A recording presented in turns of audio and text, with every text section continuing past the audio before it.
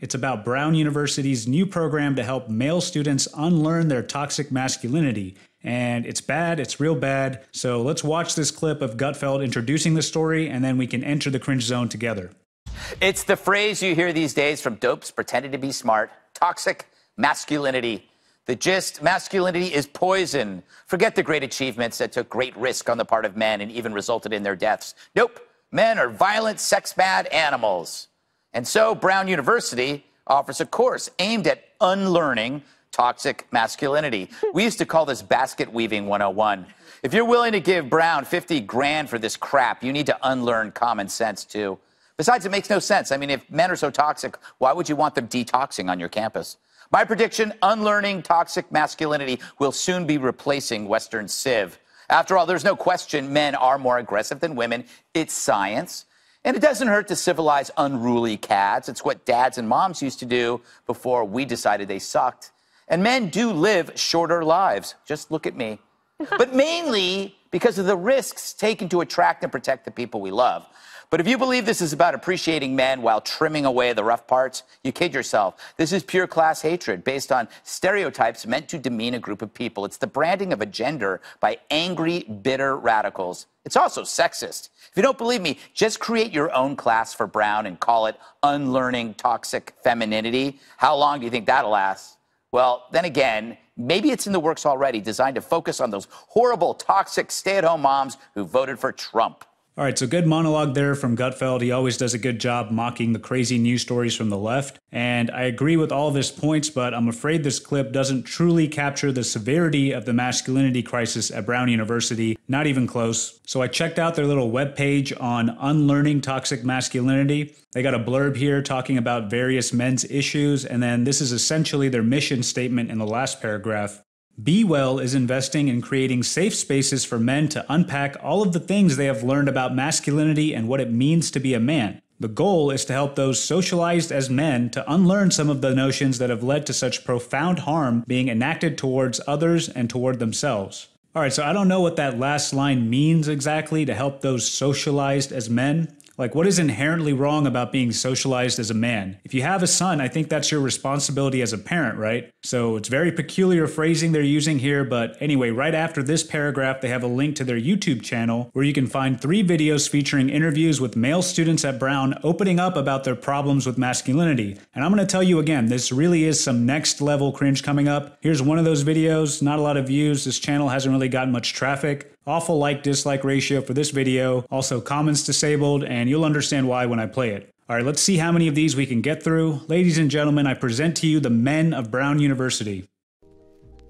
At Brown, it's strange because we're told coming here that this is such a liberal bastion and that you're never going to have to prove your masculinity and that it's so gender neutral and everything is fine, but it's not true because I think society is so pervasive that no matter where you go, it's going to be there. And here it just takes on a different form because no one wants to admit that there is a problem with masculinity, there is a problem with so much here, and so it becomes a matter of having to speak out about it when everyone is telling you that everything is fine, and it becomes another instance of power being played out, and you have to really be willing to work against that and say, you know, my idea of masculinity isn't yours and that's okay. Okay, you might think this is bad already, but trust me, it gets worse. As to his point about masculinity meaning different things to different people and how that should be okay, no, this is something the left is really keen on doing right now. They want to take words or phrases that have always had a discrete meaning in people's minds and then argue that we should accept multiple definitions because people are different. All right, yeah, people are different, but it's important for words to have a narrow meaning so that we can understand each other when we communicate. If you want to argue that society should be more welcoming and accepting of less masculine guys like yourself, then that's fine, make your case, but don't tell us that we need to redefine the word or memorize alternative definitions of the word just so that you can feel more secure about yourself. Masculine and feminine describe discrete sets of traits and behaviors, and maybe we can add or subtract a little bit here and there over time, but we can't have multiple contradictory definitions permeating in the public space. Otherwise, let's just get rid of the word altogether. Okay, let's keep going. We have a lot of different groups, so we have a lot of different social circles here at Brown. And for me, a lot of the circles I enter in the spaces I'm in, there's a lot more gender fluid and more like loose like understanding and definitions of of masculinity. All right, again, no, this is wrong. You can be gender fluid if you want, okay? But we are not going to redefine established and important words just because kids are privileged enough to have time to experiment with their gender now. If you don't think the accepted definition of masculine or feminine accurately describes you, or if you're undecided at the moment, you can use the word gender fluid and people will know what you mean. But don't try to expand the word masculine to include gender fluidity. That's not reasonable. What else you got?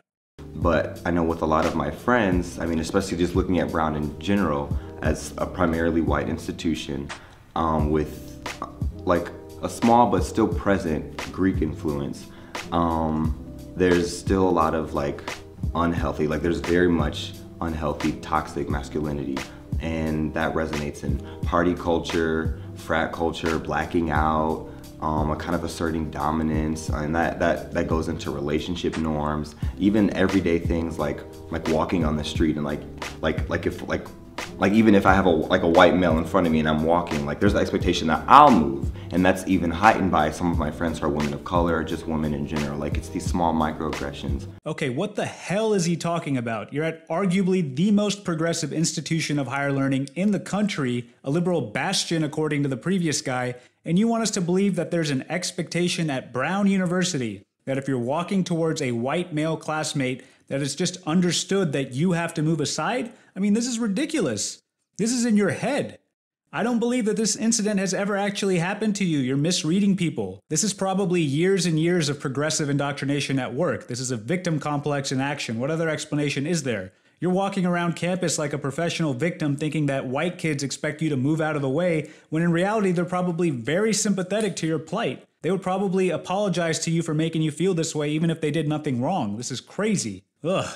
All right, let's keep going. I know that there's men at Brown that like essentially use their title as a feminist or someone that is like aware in order to like seduce women.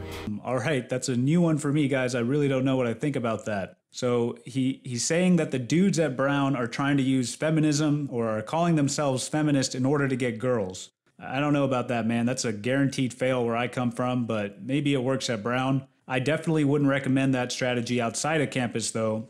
Or actually, I wouldn't recommend it at all. I wouldn't recommend it at all. Just be a man, dude. It's worked for thousands and thousands of years. Quit fighting evolution. All right, next.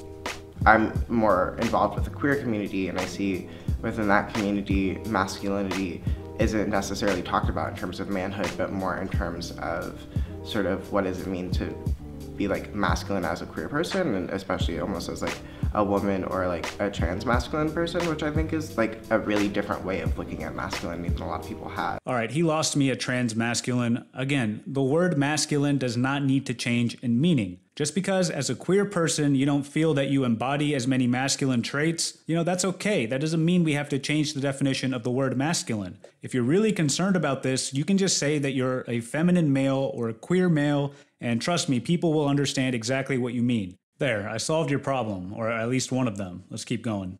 And being around a lot of other guys, it's just that a factor that being masculine means to be strong, to just be tough throughout different struggles or various adversity and overall conflict. That is correct. Amazing. All right, well, at least somebody seems to get it right. I hope you guys appreciated the Dave Chappelle throwback, at least those of you who recognized it, but let's keep rolling.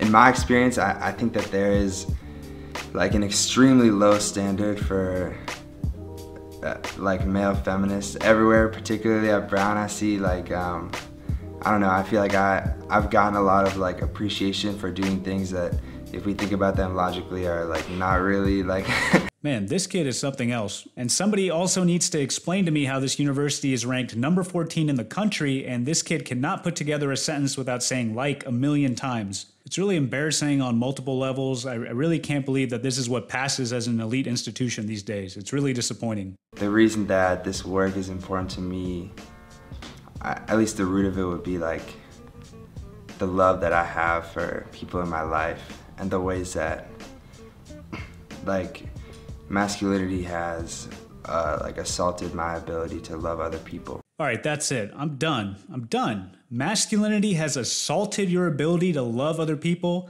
I can't even respond to that. Do you really expect people to understand what you mean by that? Like, is this what feminists are pushing for here? They want us all to be like this dude? This is pathetic. If this is what you want, feminists, then congratulations on your achievement with this idiot. You can have him. You can have him. I mean, I'm burnt, guys. I seriously can't do any more of these right now. I feel ill. There's about 2 more videos worth of these interviews, so maybe I can go through them in another video. You can let me know in the comments if you're interested in seeing that. And I guess I should commend all of you who are still with me and managed to get through that tragic display. Also, in closing, I don't want to be too rough on beta males because I've actually read some interesting articles on why the stereotypical beta male traits persist in human populations. You know, you might expect that primate evolution would suppress and weed out passive traits in males over time, but clearly that's not the case. And like I said, there are some interesting ideas out there about the important functions that beta males serve in society and in the economy. So maybe we'll also do a video with a closer examination of that in the future. But regardless, there is a difference between being a naturally passive or sensitive guy and whining.